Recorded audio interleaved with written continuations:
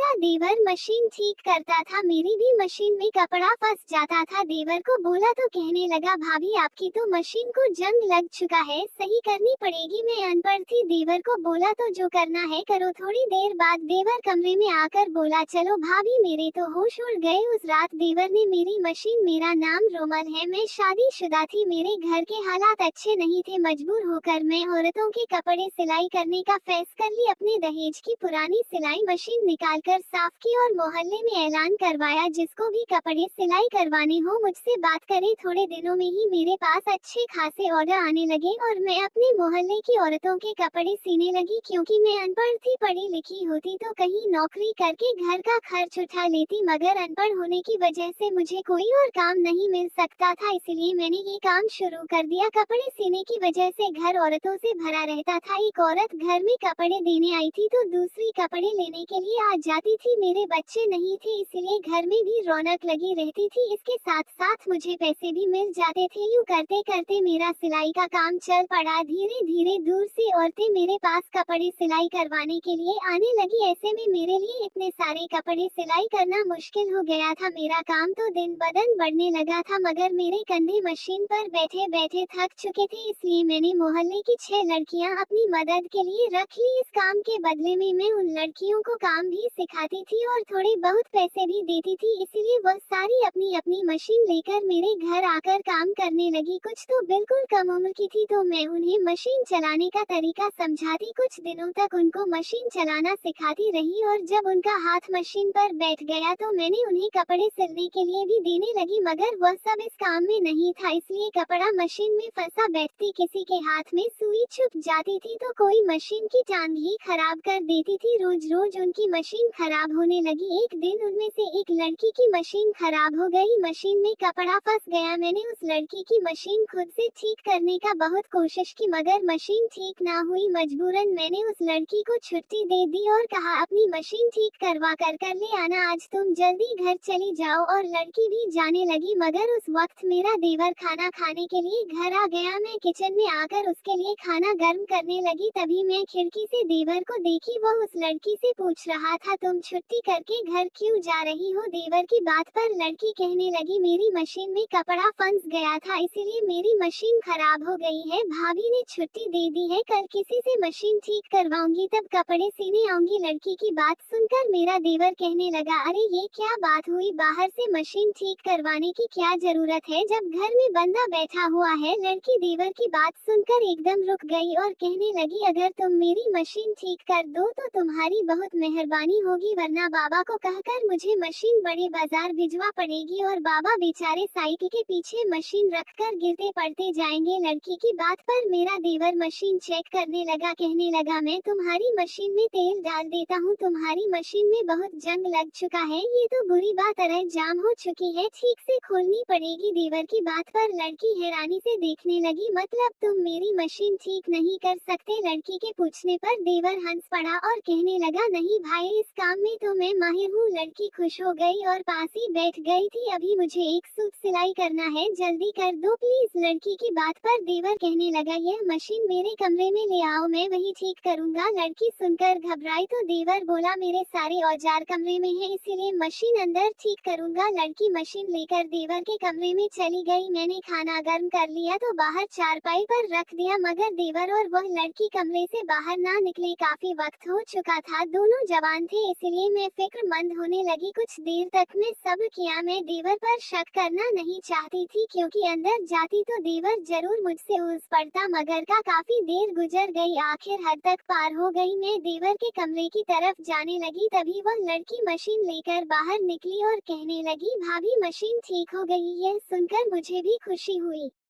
और हम अपने काम पर लग गए। थोड़ी देर बाद देवर कमरे से निकला और चारपाई पर बैठकर खाना खाने लगा। हमारे पड़ोसियों में शादी थी, उन्होंने अपने सारे कपड़े मुझे सिलाई करने के लिए दिए थे। दिन थोड़े रह गए थे, इसीलिए मुझे टेंशन हो रही थी, मगर देवर ने उस लड़की की मशीन झटपट ठीक करके मेरा काम आसान कर दिया। देवर खाना खाने के बाद उठा तो कहने लगा, आइंदा किसी की भी मशीन खराब हो तो मैं हाजिर हूँ। मैं हंसने लगी, इस काम से मुझे बहुत पैसे मिलने लगे थे, इसलिए आजकल मैं बहुत बहुत खुश थी। शादी को 3 साल हो चुके थे। घर के हालात अच्छे नहीं थे, इसीलिए पति शादी के फौरन बाद पैसे कमाने बाहर के देश में चला गया था। मेरा पति 3 सालों से दुबई में था। 6 महीने या साल की छुट्टी पर घर आता था। 1 हफ्ता घर पर रहने के बाद दुबई चला जाता था। घर में सास ससुर और एक देवर था। सास ससुर तो बीमार और बूढ़े थे, दिन भर अपने कमरे में पड़े रहते थे। देवर भी बहुत अच्छा था। उसकी उम्र 20 साल थी, मगर उसने कम उम्र होने के बावजूद अपनी दुकान खोली थी जहां वह मशीन ठीक करने का काम करता था। मैं उसे कहती थी कि वह अभी कम उम्र है, दुकान को छोड़कर पढ़ाई कर ले, मगर वह कहता था भाभी घर भी तो चलाना है, आखिर कब तक सारे बोझ अपने भाई पर डाले रखूंगा। भाई बेचारा प्रदेश बैठा हुआ है, घर भी किराए का है, माँ बाप बीमार रहते हैं, इसलिए मुझे काम करना पड़ेगा। यूं तो मेरा देवर सारा दिन दुकान पर रहता था, मगर बीच बीच में घर भी आ जाता था। यूं मैं भी बेफिक्र थी। देवर घर आता तो कई काम कर देता था। मेरे पास आने वाले लड़कियों की मशीन आए दिन खराब होती रहती थी। देवर को कहती तो वह फौरन से ठीक कर देता था। एक दिन मैं कपड़े सिलाई कर रही थी, फिर से इस लड़की की मशीन खराब हो गई। मुझे गुस्सा आ गया। मैंने उसे डांट दिया, इतनी बड़ी हो गई हो, इतने दिनों से मैं तुम्हें सिलाई सिखा रही हूँ, मगर अभी तक तुम्हें सिलाई करना नहीं आया। मेरा गुस्सा करने पर वह रोने लगी। मैंने भी कह दिया अपनी मशीन उठाओ और घर जाओ, मगर इस वक्त मेरा देवर घर आ गया। लड़की को रोते हुए देखा तो कहने लगा, अरे भाभी यह क्यों कर रही हो। मेरा देवर आसपास की सभी लड़कियों को जानता था, इसलिए उन सबसे फ्री होकर बात कर लेता था। उस लड़की ने मेरा बहुत दिमाग खा लिया है, दिल करता है उसे काम से निकाल दूं, जानबूझ के मशीन खराब कर देती है। मेरी बात पर देवर मुस्कुराने लगा। अरे मैं परेशान हूँ और तुम हंस रहे हो। मैं गुस्से में थी, इसलिए देवर को भी डांट दिया। वह कहने लगा, भाभी इसका कोई कसूर नहीं है, आजकल की मशीन ही जल्दी खराब हो जाती है। वो पुराना दौर गया जब नई मशीन खरीदी थी, आज तो हर चीज लोकल है। देवर की बात पर मैं उसे घूरने लगी। इसमें जब से मोबाइल निकाला और कहने लगा, भाभी भाई ने कॉल की थी, आप मेरे भाई से बात कर ले, आपका गुस्सा दूर हो जाएगा। पति के जिक्र पर मैं शर्माने लगी। मेरा देवर भी बड़ा शरारती था, मुझे छोड़ने से बाज नहीं आता था, मगर सच तो ये था कई दिनों से मेरे पति ने मुझसे बात नहीं की थी, क्योंकि शायद वह बिजी थे। इसलिए रोज देवर से कहती थी कि मुझे कॉल मिला दो ताकि मैं तुम्हारे भाई से बात कर लूं, मगर देवर हर बात कहता, भाभी आज पैसे नहीं है, कल कर दूंगा। मगर इस बात को कई दिन हो गए थे, शायद मेरे देवर के मोबाइल में पैसे नहीं थे, मगर आज मेरे देवर ने मुझे मोबाइल पकड़ाया तो मैं सब कुछ भूल गई। देवर से मोबाइल ले लिया और अपने कमरे में आ गई। मुझे अपने पति से कुछ जरूरी बातें करनी थी, कितने दिनों से बात नहीं हो पाई थी, इसलिए मुझे 15-20 मिनट लग गए थे। मैं कॉल काटने ही लगी थी कि पति कहने लगे, माँ बाप से भी बात करवा दो। मैं मोबाइल उनके कमरे में ले गई और अपने पति की बात सास ससुर से करवा दी, वह भी खुश हो गए। बाहर निकली तो देवर बाहर नहीं था। एक लड़की कहने लगी, वह तो अभी तक परी की मशीन ठीक कर रहा है। उसने कमरे की तरफ इशारा किया तो मुझे हैरत हुई, क्योंकि अभी तक वह दोनों अंदर थे, मगर वह मेरे जाने से पहले ही कमरे से बाहर निकल आए थे। तभी मुझे ख्याल आया कि मैं अभी तक अपने देवर के लिए खाना गर्म नहीं की थी। मैंने अपने माथे पर हाथ मारा। पति से बात करने के चक्कर में मैं अपने देवर को खाना देना ही भूल गई थी। देवर बाहर निकला तो मैंने उससे कहा कि तुम बैठो, मैं अभी तुम्हारे लिए खाना गर्म करके लाती हूँ। अगर देवर कहने लगा, नहीं भाभी मेरा पेट भर चुका है, आज खाना नहीं खाऊंगा। देवर मुस्कुराते हुए बाहर चला गया, जबकि मैं ना समझी से मशीन के पास आ बैठी। पता नहीं इसने कहां से पेट भर लिया था, मैं दिल में सोचने लगी। तभी मेरी नजर उन लड़कियों पर पड़ी जो कि परी के साथ धीरे धीरे बात कर रही थी। परी खुश होकर उन्हें कुछ बता रही थी और उसका चेहरा आसम से लाल था। ये देखकर मुझे गुस्सा आ गया। परी तुम्हारी मशीन ठीक हो गई? मेरे पूछने पर परी ने जल्दी से अपना सर हिला दिया। तो फिर जल्दी से अपना काम करो। फिर मेरी बात पर सभी लड़कियां काम करने लगी, जबकि मैं काम करते हुए अपने पति के बारे में सोचने लगी। मैं उसे कई महीनों से कह रही थी कि वो घर आ जाए। मेरा कितना दिल कर रहा था कि मैं उसे घर में देखूं, मगर मेरा पति कहता था अगर मैं घर आ गया तो बहुत पैसे खर्च हो जाएंगे, अभी मुझे पैसे बचाने थे। मैं जानती थी कि मेरे पति बहुत अच्छे थे, वही एक रुपए बचा रहे थे ताकि हमारे हालात अच्छे हो जाए, मगर पति की दूरी मुझसे अब बर्दाश्त नहीं होती थी। मैं चाहती थी कि मेरा पति वापस आ जाए, यही मेरे पास रहे, भले कम कमाई मगर रोज घर आए, मेरे नखरे उठाए और मेरी सेवा करे। मगर यह सब इतना आसान नहीं था, इसलिए मैं चुप थी। सिलाई करके अपना दिल बहला लेती थी। सिलाई की वजह से घर का खर्चा भी कम हो गया था। मैं जितने पैसे कमाती थी सास ससुर के हाथ पर रख देती थी, वह भी खुश हो जाते थे और मेरा भी अच्छा टाइम पास हो जाता था। मगर मैं देख रही थी कि सिलाई करने वाली लड़कियों की मशीन ज्यादा ही खराब होने लगी थी। उन्हें बहुत बार समझाया भी था कि वह मशीन को ठीक तरीके से चलाए, मगर हर दिन किसी ना किसी लड़की की मशीन खराब हो जाती थी। मैं सोच रही थी कि मशीन ठीक करना खुद ही सीख लूं, मगर अनपढ़ थी इसलिए कोई भी काम जल्दी नहीं सीख पाती थी। यह मशीन मेरी सास की थी, पहले वह भी घर चलाने के लिए यह मशीन चलाती थी, लेकिन वो मेरी मशीन मेरी शादी के बाद बीमार पड़ गई। तब तक मेरा पति भी दुबई चला गया, इसलिए मैंने सोचा था कि मैं कपड़े सिलाई कर लेती हूँ, 4 पैसे घर में आ जाएंगे। मगर मुझे नहीं पता था कि पैसे के साथ साथ मुश्किलें भी आ जाएंगी। इस दिन मैं बहुत खुश थी क्योंकि सुबह सवेरे मेरे पति ने कॉल की थी, मगर जब मैं कपड़े सिलाई करने बैठी तो हमारे मोहल्ले की एक औरत आई और कहने लगी, मेरी बेटी की शादी है और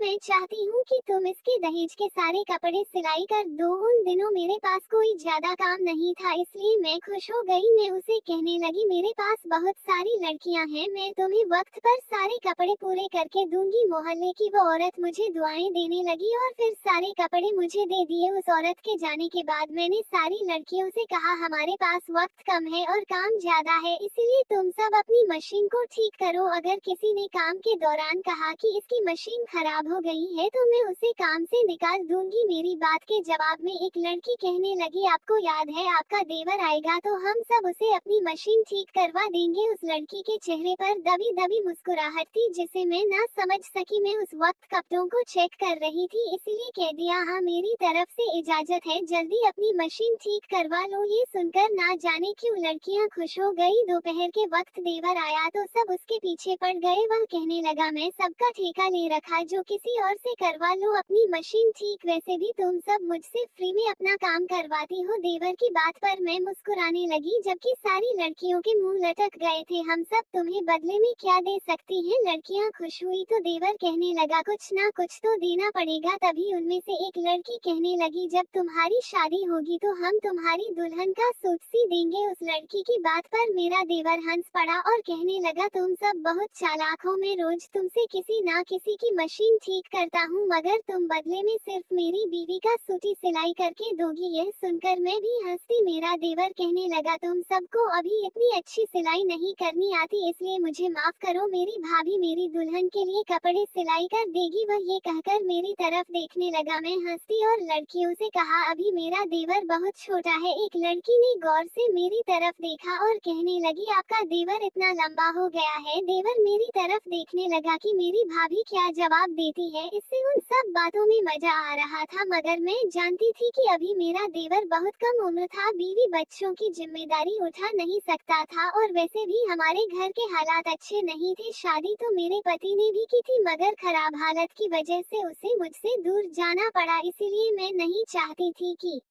देवर की बीवी मेरी तरह तड़पती रहे और यूं मन मार के गुजारा करे। इसलिए मैंने उन लड़कियों से कहा, लंबा हो गया है तो इसका मतलब है इसकी शादी कर दी। शादी के लिए और भी बहुत सारी चीजों की जरूरत होती है, इसलिए हम उसकी 5-7 साल बाद शादी करेंगे। ये सुनकर मेरा देवर हंसने लगा। फिर मैंने सारी लड़कियों से कहा, जल्दी से अपना काम करो, तब तक मैं अपने देवर का खाना गर्म कर लूं। ये कहकर मैं किचन में आकर इसका खाना गर्म करने लगी। जब सारी लड़कियां मेरे देव के कमरे में जाने लगी, पता नहीं देवर अंदर जाकर क्या जादू करता था, सबकी मशीन एकदम ठीक से कर देता था। उस दिन भी मेरे देवर ने सारी लड़कियों की मशीन ठीक कर दी और फिर अपनी दुकान पर चला गया। अगले दिन मुझे बहुत सारा काम करना था, इसीलिए किसी लड़की को उठने नहीं दिया। इस दिन मेरा देवर भी घर नहीं आया था, कपड़े बहुत सारे थे, इसलिए मैं खुद भी बिजी थी। मैंने सोच लिया था कि जल्द काम खत्म होते ही अपने मायके चली जाऊंगी। कितने दिनों से मैंने अपने मायके का चक्कर नहीं लगाया था, लेकिन मैं उस वक्त परेशान हो गई जब एक दिन मेरी मशीन खराब हो गई। कपड़ों का एक ढेर पड़ा हुआ था। मैं नहीं चाहती थी कितने कीमती सूट मेरी लड़कियां सिलाई करें, क्योंकि उनके हाथ में इतनी सफाई नहीं थी, मगर मेरी मशीन सुबह सवेरे खराब हो गई। लड़कियों ने मुझे परेशान देखा तो कहने लगी, भाभी आप क्यों इतनी फिक्र कर रही हैं? आपका देवर मौजूद है, वह आपकी मशीन ठीक कर देगा। ये कहकर वह लड़की आपस में बातें करने लगी। मैं समझ नहीं पाई। मैं कई दिनों से देख रही थी। सारा दिन देवर घर पर नहीं होता था, मगर जैसे ही मेरा देवर दोपहर को खाना खाने घर आता था, उन लड़कियों को जैसे ही पता लग जाता, सारी की सारी काम छोड़कर बहाने बहाने से उसे देखने लगती थी। उससे पहले मेरा काम बहुत ज्यादा था, इसलिए मैंने इस बात पर ज्यादा ध्यान नहीं दिया, मगर जब से मेरा देवर उन लड़कियों की मशीन ठीक करके देने लगा था, ये लड़कियां काम के बाद मेरे घर आती थी और कोई ना कोई खाने की चीज दे जाती थी। पहले मुझे लगा था कि ये सब चीज वो मेरे लिए लाती थी, मगर अब मुझे एहसास हुआ कि वह सारी चीज मेरे देवर के लिए लाती थी। इसलिए मैंने उन लड़कियों को डांट दिया और कहा, मेरी मशीन खराब है, मगर तुम लोगों ने काम क्यों बंद कर दिया है? मेरी बात सुनकर सारी लड़कियां अपने अपने काम पर लग गई, जबकि मैं अपने देवर के घर आने का इंतजार करने लगी थी, मगर उसने दोपहर को ही घर आना था। तब तक मुझे सब्र करके उसका इंतजार करना था। ना तो मेरे पास मोबाइल था और ना ही मैं मोबाइल चलाना जानती थी। मैं उस वक्त फ्री बैठी थी। मैं किचन में जाकर सब्जी उठाए और उन लड़कियों के पास बैठकर काटने लगी, जब मैं परी को एक लड़की के कान में कहते सुना, आकाश भाभी के बजाय आज मेरी मशीन खराब हो जाती। उसकी आवाज सुनकर दूसरी लड़की मुझे छुपाकर हंसने लगी, जबकि मैं ना समझी से परी का चेहरा देखने लगी, जहाँ एक अजीब सी हरकत थी। तभी मुझे याद आया कि सबसे पहले परी की मशीन ही खराब हुई थी और मेरे देवर ने उसकी मशीन अपने कमरे में क्यों ठीक की थी। इस बात ने मुझे अब हैरान परेशान कर दिया था। शायद उस वक्त में फ्री बैठी थी, दोपहर हुई तो मेरा देवर घर आ गया। मैं इसका बेसब्र से इंतजार कर रही थी, इसलिए देवर ने जैसे ही घर में कदम रखा, मैंने उसे कहा, आज तुम्हारी भाभी की मशीन खराब हो गई है, जल्दी से चेक करो। मैं इस तरफ इशारा किया जहां मेरी मशीन रखी थी। देवर ने एक नजर मुझे देखा और फिर मेरी मशीन की तरफ बढ़ा। मैंने उसे कहा, पहले तो मेरी मशीन अच्छी बनी थी, मगर आज सुबह खराब हो गई। मेरी मशीन में कपड़ा फंस जाता है। मेरा देवर मशीन ठीक करता था, उसने मेरी मशीन चलाकर देखी, मशीन ने अभी कपड़ा फंसा दिया था। देवर कहने लगा, भाभी आपकी तो मशीन को जंग लग चुका है, पूरी खोलनी पड़ेगी। मैं अनपढ़ थी, भला क्या समझती कि मशीन खोलते कैसे हैं, इसलिए देवर से कहा कि मुझे इन बातों की ज्यादा समझ नहीं है, इसलिए जो भी करना है जल्दी करो, क्योंकि मुझे बहुत सारे कपड़े सिलाई करने हैं। देर हो गई तो मोहल्ले की वो औरत दोबारा मेरे पास कपड़े नहीं लाएगी। मेरी बात के जवाब में मेरा देवर कहने लगा, भाभी आप अपने देवर के होते हुए टेंशन क्यों ले रही हैं, मैं अभी इसे ठीक कर देता हूँ। ये कहकर देवर मेरी मशीन के पुर्जे ठीक करने लगा। थोड़ी देर बाद देवर कहने लगा, भाभी ये यहाँ ठीक नहीं होगी, इसे मेरे कमरे में ले चलो। देवर की बात पर मैं चौंक कर उसे देखने लगी, अंदर ऐसा क्या है जो बाहर नहीं है? मेरे पूछने पर देवर घबरा गया और कहने लगा, भाभी मैंने पहले ही बताया था